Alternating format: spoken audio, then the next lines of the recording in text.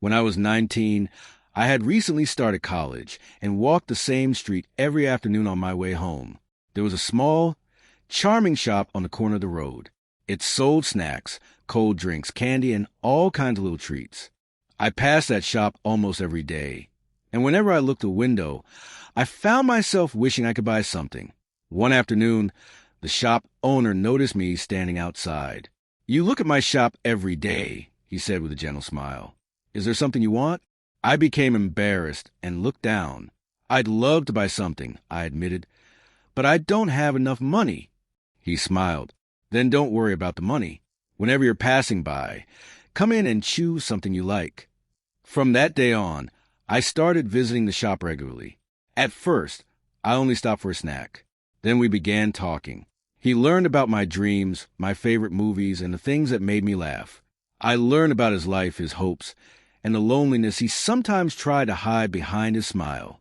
Little by little, our conversations became longer. One evening, after the shop had closed, he invited me to sit outside with him. We talked for hours beneath the streetlights. That was the moment I realized something had changed. I wasn't visiting the shop because of the snacks anymore. I was going there because I wanted to see him. And somehow, he seemed to feel the same way. Over the following weeks, our friendship slowly became something deeper. There were no rushed promises and no dramatic declarations. Just two adults discovering that they felt safe around each other.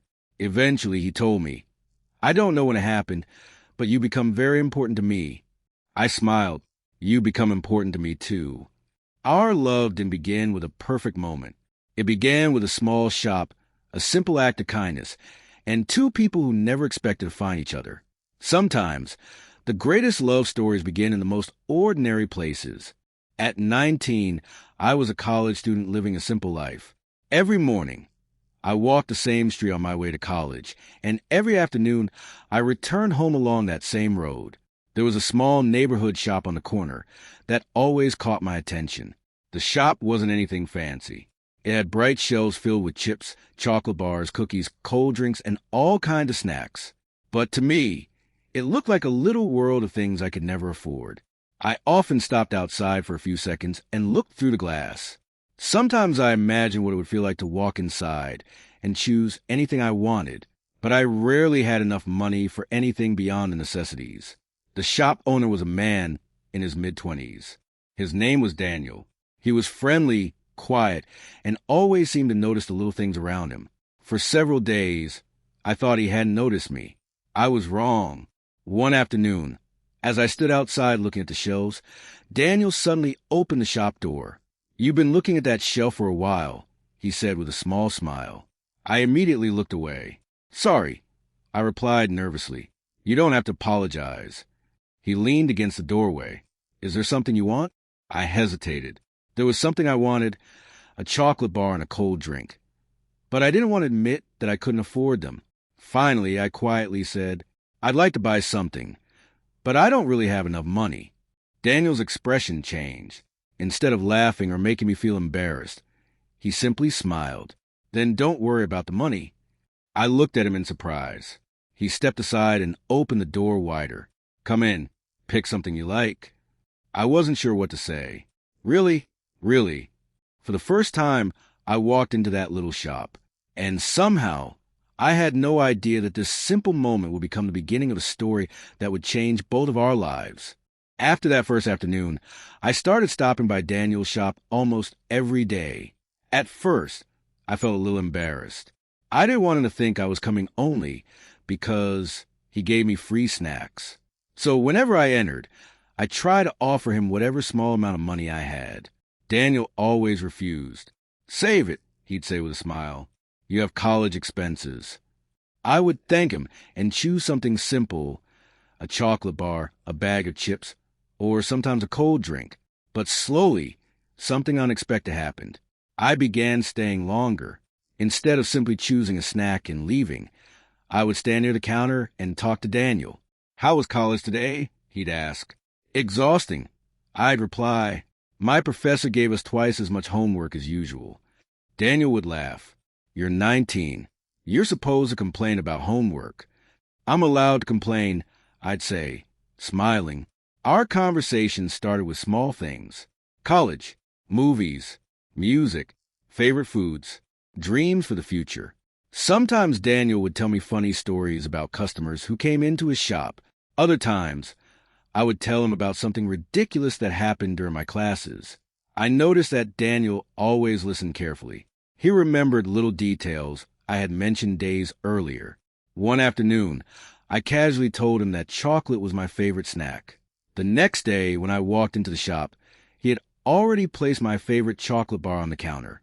"You remembered?" I asked. "Of course," he replied. That simple answer made me smile. As the days passed, the shop began to feel less like a store and more like a place where I belonged. And Daniel began noticing something about himself, too. Every afternoon, he found himself looking toward the street, waiting for a familiar face to appear. Whenever I walked through the door, his expression immediately became brighter. He didn't understand it at first. He simply knew that the busiest part of his day somehow became his favorite part whenever I arrived. One evening, after we had been talking for nearly an hour, Daniel looked at me and smiled. "You know something?" "What?" "I think I actually look forward to seeing you every day." I laughed nervously. "Really?" He nodded. "Yeah, the shop feels strangely quiet when you're not here." For a moment, neither of us said anything. We just smiled at each other. Neither of us knew exactly what was happening yet. But somewhere between the snacks, the conversations, and the everyday moments, a simple act of kindness had started becoming something much more meaningful. One Friday evening, I arrived at Daniel's shop later than usual. The street was already becoming quiet, and the sky had turned a deep shade of blue. Inside the shop, Daniel was finishing the day's work and preparing to close. "You're late today," he said with a smile. "Long day at college," I replied. "I almost didn't come." Daniel looked at me for a moment. "I'm glad you did." I smiled and walked toward the counter. A few minutes later, Daniel turned the sign on the door, the closed, and switched off the brightest lights. I assumed he was going to ask me to leave. Instead, he pointed toward a small bench outside the shop. "You don't have to rush home, do you?" I shook my head. "Not really." "Then stay for a while." We sat outside beneath the warm street lights. The neighborhood was unusually peaceful. Cars passed occasionally, but most of the street was quiet. For the first few minutes, we talked about ordinary things. Then Daniel asked me a different question. "What do you really want to do with your life?" I looked at him, surprised. Nobody had asked me that in a long time. "I don't know," I admitted. "I have dreams, but sometimes they feel too far away." Daniel nodded. "I understand that." He told me about his own dreams, things he had wanted to accomplish when he was younger, and the choices that had eventually led him to run the little shop. I listened carefully. For the first time, I realized that behind Daniel's easy smile was someone who had experienced disappointment, loneliness, and difficult moments too. "What are you afraid of?" he asked. I looked down at my hands. "Failing," I said quietly, "and ending up alone." Daniel didn't laugh. He simply said, "I think a lot of people are afraid of that." Then I asked him the same question. He was silent for a few seconds. "Being forgotten," he finally said. His answer stayed with me. We continued talking for hours. We talked about childhood memories, family, friendships, dreams, mistakes, and the kind of future we hoped to have. There was no pressure between us. No pretending. Just honesty. At one point, Daniel looked at me and smiled. "I feel like I can tell you things I've never told anyone." I smiled back. "I feel the same way." The streetlights cast a soft glow around us as the night grew colder. Eventually, Daniel stood up. "You should probably get home." I nodded, but neither of us immediately moved. For a moment, we simply looked at each other. Something had changed between us that night. It wasn't just friendship anymore. We hadn't said it out loud. But somehow, beneath those warm streetlights, we both began to understand that our connection had become something deeper. After that night, something felt different. I still visited Daniel's shop almost every afternoon, but now I understood why I was going there. At first, I had told myself it was because of the snacks. Then I told myself it was because Daniel was kind to me. But eventually, I had to admit the truth. I was going there because I wanted to see him. One afternoon, I arrived at the shop and saw Daniel arranging boxes behind the counter. The moment he noticed me, his face lit up. "You're here," he said. I smiled. "Of course I'm here." Daniel laughed softly. "You know, I was wondering when you'd show up." Those words stayed in my mind. I realized that I had started thinking about him during college. I would wonder whether he was busy, whether he had eaten, and whether he was having a good day. Sometimes I even found myself looking forward to the afternoon just because I knew I would see him. Daniel seemed to be changing too. He began remembering exactly what I liked. He would save the last chocolate bar I enjoyed, ask about my classes, and notice immediately whenever something was bothering me. One rainy afternoon, I entered the shop completely soaked. Daniel immediately grabbed a clean towel from behind the counter. "Come here. You're to catch a cold." He handed it to me with a concerned expression. I laughed. "You worry too much." "Maybe," he replied, "but someone has to." For a second, our eyes met. Neither of us looked away. There was something in that moment that neither of us could explain. Later that evening, while I was sitting near the counter, Daniel quietly asked, "Can I ask you something?" "Sure. Why do you keep coming here?" I smiled. "You know why?" He shook his head. "I want to hear you say it." My heart started beating faster. I looked down for a moment before answering. "I'm not really coming for the snacks anymore." Daniel became quiet. "Then why?" I finally looked at him. "Because you're here." His expression softened. For several seconds, neither of us said anything. Then Daniel smiled. "I was hoping you'd say that." That was the moment everything changed. We didn't need a dramatic confession. We didn't need promises. We simply understood. The little shop that had once been a place where I came for something to eat had become the place where I came to see the person who had quietly become important to my heart. And Daniel had been waiting for me too. After that evening, neither of us talked openly about what we were feeling. Maybe we were both afraid of changing what we already had. So instead of saying the words, we began showing our feelings in small ways. Daniel would notice whenever I looked tired after college. "You didn't sleep much last night, did you?" I would smile. "How did you know?" "You always rub your eyes when you're tired." He remembered everything. My favorite chocolate, the drink I liked, the movies I enjoyed, even the days when I had difficult classes. And I began remembering things about him too. I knew exactly how he took his coffee. I knew which songs he played while cleaning the shop. I knew he preferred quiet evenings and hated being rushed.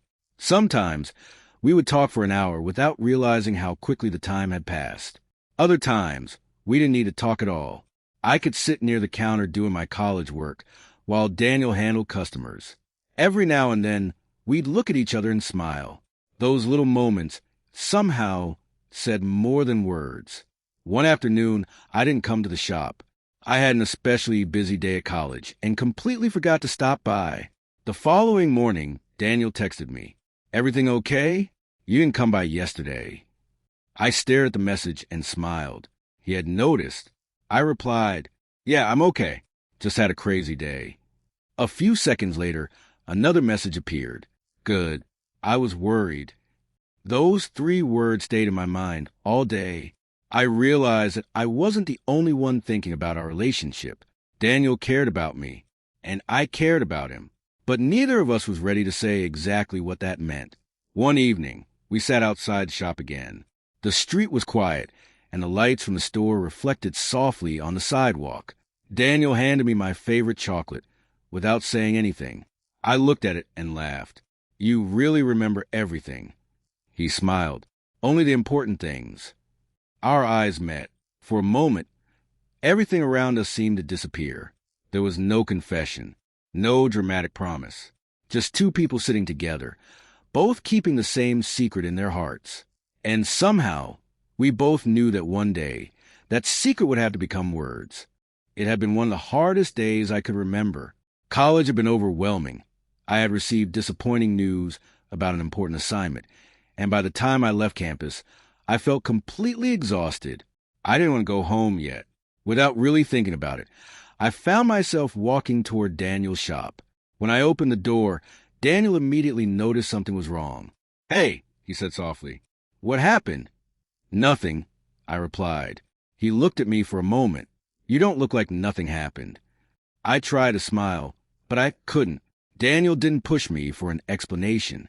Instead, he closed the shop for a few minutes, made me a warm drink, and sat beside me.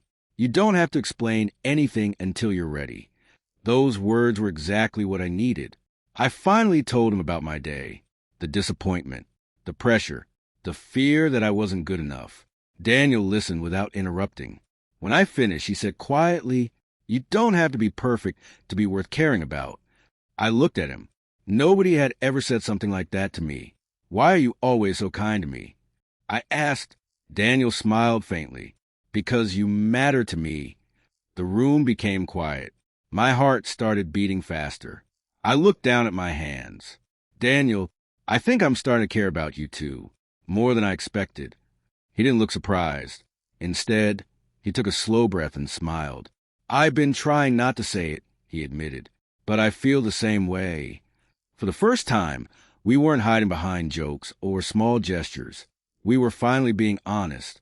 "I was afraid I'd ruin everything," I said. "So was I. But I don't want to keep pretending I don't feel anything." "Neither do I." We sat there quietly, letting the moment sink in. There was no dramatic declaration, no perfect movie scene. Just two people finally admitting what their hearts had been saying for weeks. Before I left that night, Daniel smiled at me.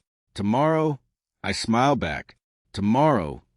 And as I walked home beneath the quiet evening sky, I realized that the hardest day of my life had somehow become the evening that brought me closer to the person I care about most. After we finally admitted our feelings, our relationship began to change in a quiet and beautiful way. I started seeing Daniel differently. He wasn't just a kind man who owned a little shop anymore. He was someone with dreams, fears, regrets, and hopes of his own. One evening, while we were sitting outside after closing, Daniel told me about a dream he'd carried for years. "I've always wanted to open a bigger place someday," he said. "Something of my own. A small cafe where people could sit, talk, and feel at home." I smiled. "Then why haven't you done it?" He looked down. "Money, fear, and a lot of mistakes." He told me about the times he'd tried to move forward, but had lost confidence along the way. Instead of judging him, I listened. "You haven't failed," I said. "You're still trying." Daniel looked at me quietly. "You really believe that?"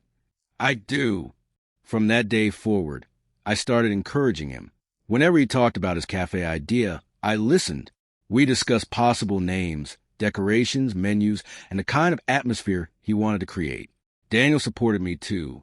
Whenever college became stressful, he reminded me why I had started.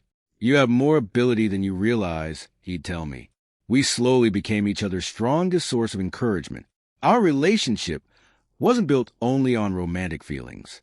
It was built on trust, respect, friendship, and the simple feeling that we could be completely ourselves around each other. One evening, Daniel handed me a small notebook. "What's this?" I asked. "My cafe ideas." I opened it and saw pages filled with handwritten plans. At the bottom of the final page, he'd written, "Someday." I looked at him. "You should change that." "To what?" I smiled. "Soon."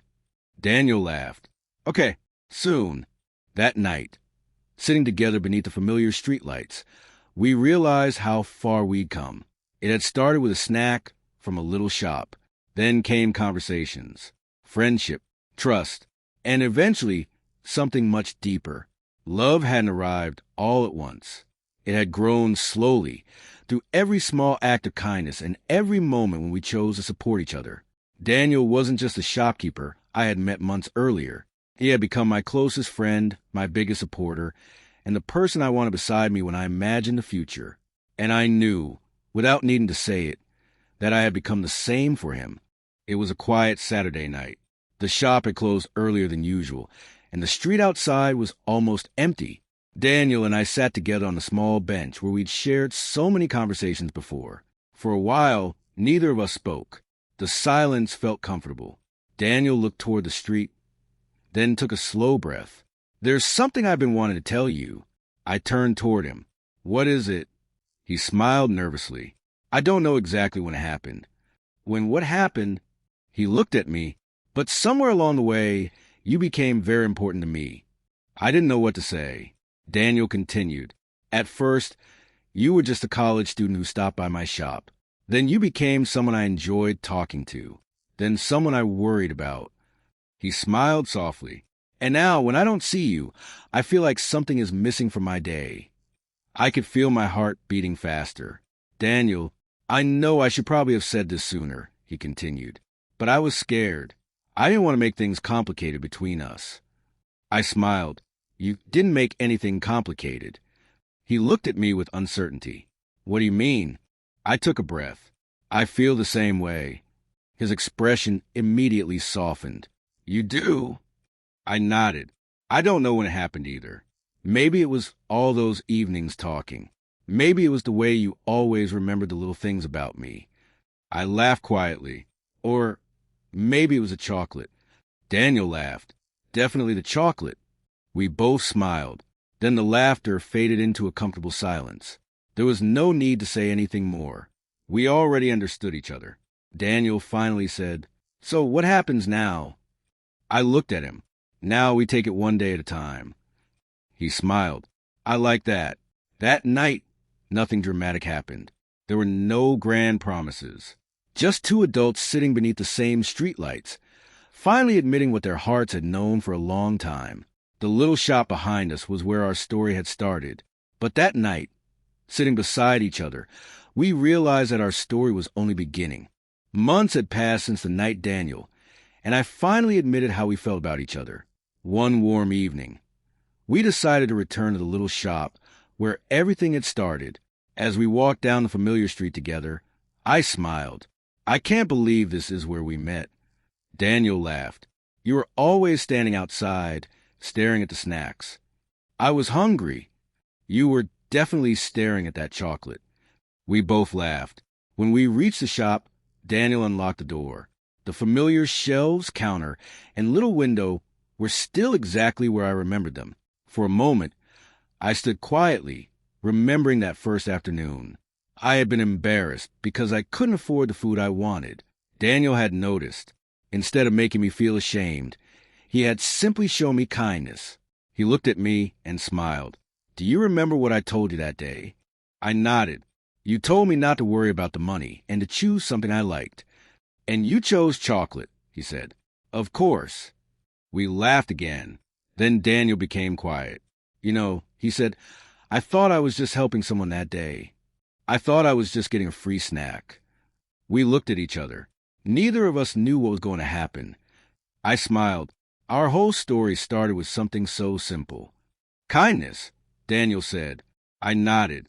Just kindness.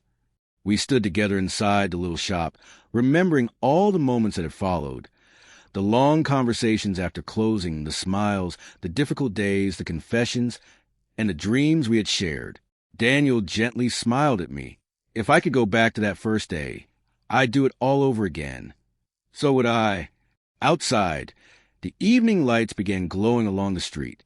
We walked out of the shop together, side by side. The place where our story had begun was now behind us. But the love that had grown from that simple act of kindness was still with us. And as we walked into the evening, I realized something beautiful. Sometimes love doesn't begin with a grand moment. Sometimes it begins with a smile, a little kindness, a simple conversation, and two people who never expected to find each other.